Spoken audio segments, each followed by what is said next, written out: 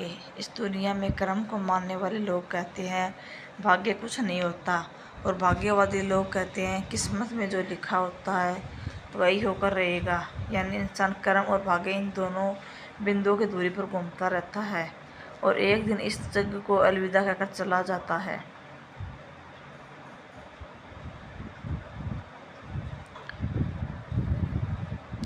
भाग्य और कर्म को अच्छे से समझने के लिए एक पुराणों में एक कहानी का उल्लेख मिलता है। एक बार राजा विक्रमादित्य नाम के एक दानवीर, साहसी एवं न्यायप्रिय राजा थे। एक दिन राजा विक्रमादित्य के दरबार में दो व्यक्ति आए और बोले, प्रणाम महाराज, हमने आपका बहुत नाम सुना है, इसलिए हम आपके पास सही न्याय पाने की इच्छा से आए हैं। महाराज विक्रमादित्य ने कहा, आप कारण बताइए, आप दोनों के साथ उचित न्याय ही किया जाएगा। उनमें से एक ने कहा, हम दोनों कुछ दिनों से इस बात का विवाद चल रहा है कि कर्म बड़ा या भाग्य। मैं कहता हूँ कि कर्म बड़ा है और ये कहता भाग्य बड़ा है। अब आप इसका सही उत्तर बताइए और न्याय कीजिए। दोनों व्यक्तियों की बात सुनकर राजा विक्रमादित्य सोच में पड़ जाते हैं। वह दोनों व्यक्तियों से कहते हैं,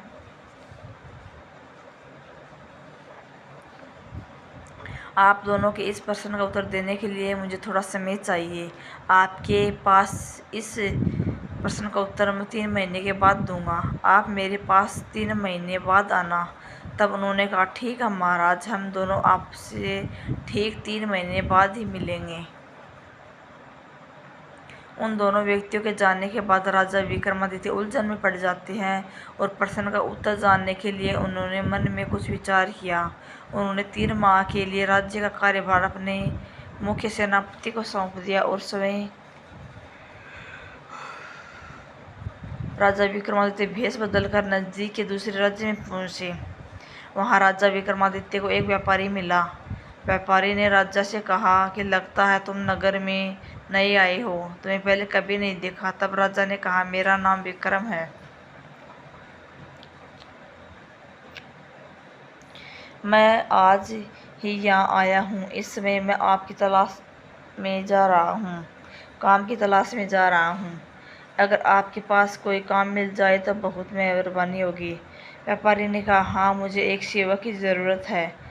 तुम दिखने में भी अच्छे परिवार के लगते हो। अच्छा बताओ, अगर मैं तुम्हें नौकरी पर रख लूँ तो तुम कितना वेतन लोगे? अब विक्रम ने कहा कि मैं प्रतिदिन 100 मुद्राएं लूँगा। व्यापारी हैरान होकर कहा, प्रतिदिन की 100 मुद्राएं?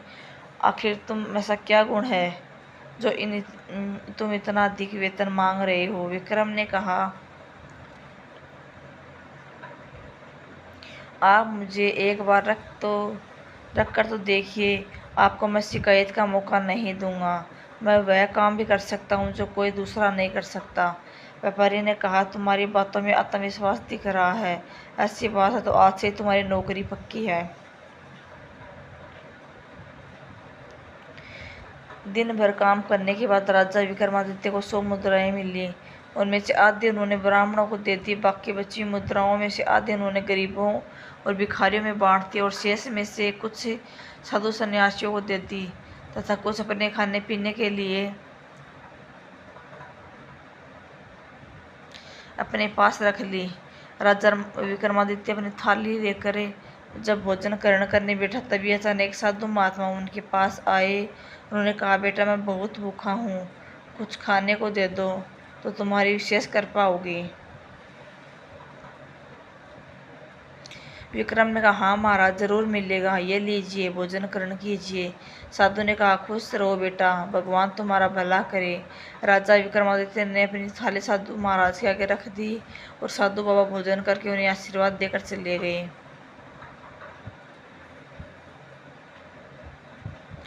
राजा को उस दिन भूखा ही रहना पड़ा। आज मेहनत की और पैसा भी कमाया, परंतु भोजन भाग्य में नहीं था। दूसरे ही की सहायता करने का पुण्य भाव जरूर मिल गया। अगर परिश्रम ही ना करता तो ना भोजन मिलता और ना ही पुण्य। राजा विक्रमादित्य ये सोच रहे थे, तभी एक व्यापारी उनके पास आता है और उनसे कहता कि विक्रम, तुम अपना जरूरी सामान बांध लो, हम समुद्र पार दूसरे देश की यात्रा पर जाना है और मैं चाहता हूँ कि तुम मेरे साथ चलो।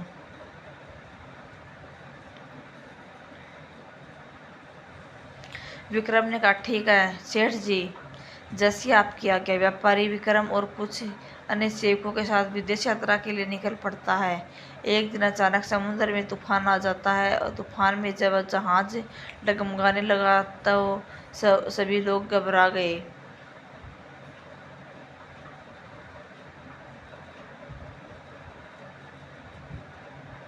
व्यापारी ने जहाज के चालक को लंगर डालकर जहाज को वहीं रोकने के लिए कहा।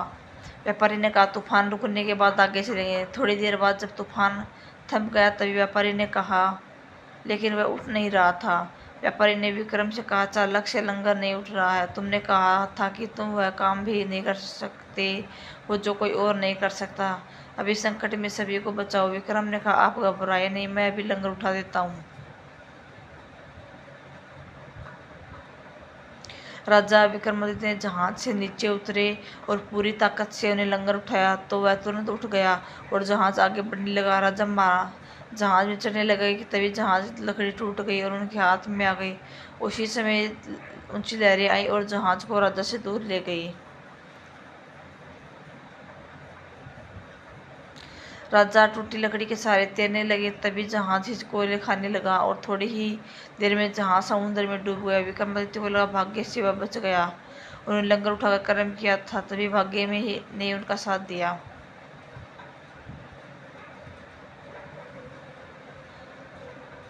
लकड़ी के टुकड़े के सहारे राजा एक टापू के किनारे जा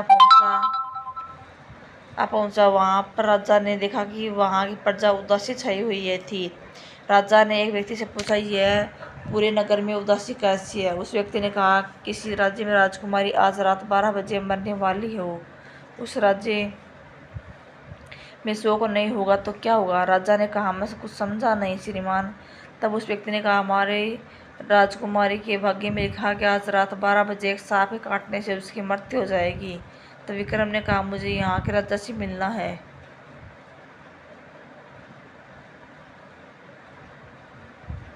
वह व्यक्ति राजा विक्रमादित्य को नगर के राजा चंद्रसेन के पास लेकर पहुंचा। विक्रमादित्य राजा चंद्रसेन से कहते हैं, महाराज आप चिंता मुक्त हो सकते हैं। आज रात 12 बजे तक जैसा तैसा मैं कहता हूँ आप वैसा वैसा कीजिए। राजा चंद्रसेन ने कहा,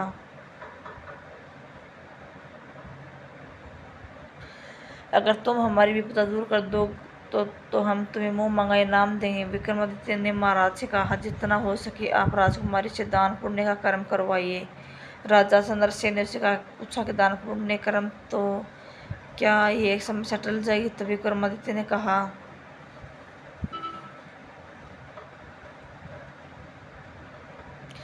महाराज दान पुण्य और अच्छे कर्म हमारा वर्तमान और भविष्य तय करते हैं।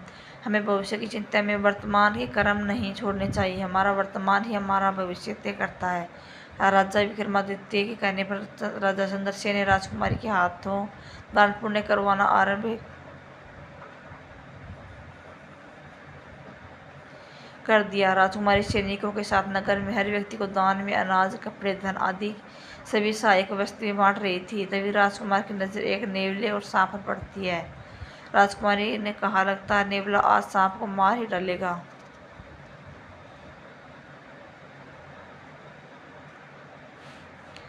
राजकुमारी ने सिपाहियों से कहा, इस सांप की जान बचाओ, नेवला इस घायल कर देगा। सिपाहियों ने भाले दिखाकर नेवले को डरा दिया, जिससे नेवला सांप को छोड़कर वहां से भाग गया। सांप हल्का जख्मी हो गया था। राजकुमारी उसके पास गई और उसे देखा।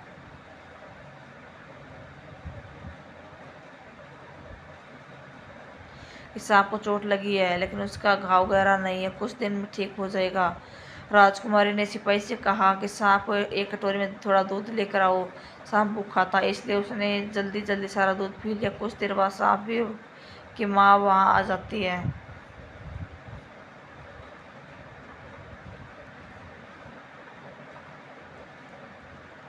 सांप की माँ ने राजकुमारी से कहा, बेटी आज तुमने मेरे पुत्र की जान बचाई है, ईश्वर तुम्हें लंबी आयु दे।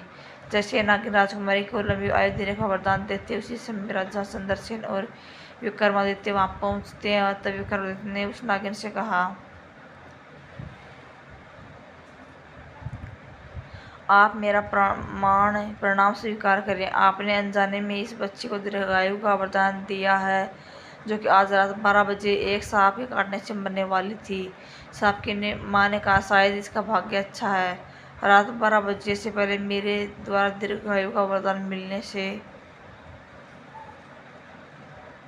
इसकी मृत्यु टल गई तथा इसके भाग्य के साथ ही इसके कर्मों ने भी इसका साथ दिया।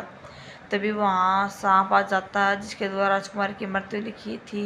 वह कहता कि मेरी पत्नी सही कह रही है, हमारा जीवन भाग्य और कर्म दोनों पर निर्भर है।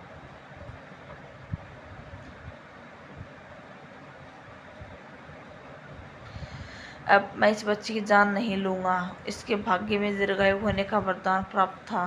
नाग नागिन अपने बच्चे को लेकर वहाँ से लौट जाते हैं। तब महाराज चंद्रसेन विक्रमादित्य से कहते हैं, आज आपके कारण ही मेरी पुत्री की जान बच गई है। आप जरूर कोई बलि व्यक्ति दिखाई देते हैं, मुझे अपना परिचय दीजिए। वह कहता, मैं राजा विक्रमादित्य हूँ और जहाँ डूबने के कारण वहाँ पहुँचने की अपनी सारी कहानी राजा चंद्रसेन को सुनाता है। महाराज कहते हैं, चिंता मत करो, हमारे पास एक जादुई घोड़ी है। वह कह उड़कर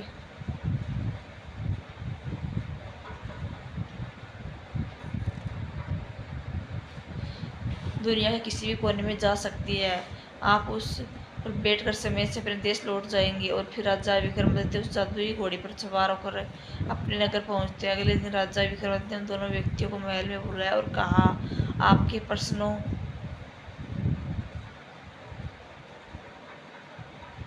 का उत्तर मुझे मिल गया है। वास्तव में सत्य यह है कि दोनों एक दूसरे से संबंधित हैं। अगर आप अच्छे कर्म नहीं करेंगे तो परिणाम स्वरूप आपका भाग्य भी आपका साथ नहीं देगा, और आपका भाग्य अच्छा नहीं होगा तो आप कर्म भी ठीक से नहीं कर पाएंगे। अपना नित्य कर्म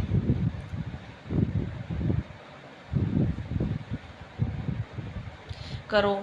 भाग्य और कर्म दोनों साथ साथ ही चलते हैं। ये एक गाड़ी के दो पहिए हैं। अगर भाग्य साथ दे किंतु कर्म ना करो तो कुछ भी प्राप्त नहीं होता। इसी तरह यदि कर्म करो पर भाग्य साथ न दे तब भी कुछ हासिल नहीं होता। दोनों व्यक्ति राजा की बात सुनकर संतुष्ट होकर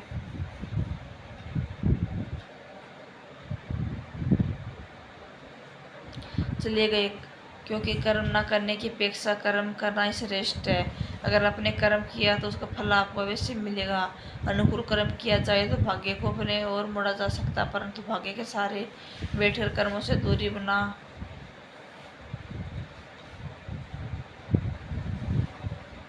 लेना ही पराजय, दुख और परेशानियों का कारण बनती है।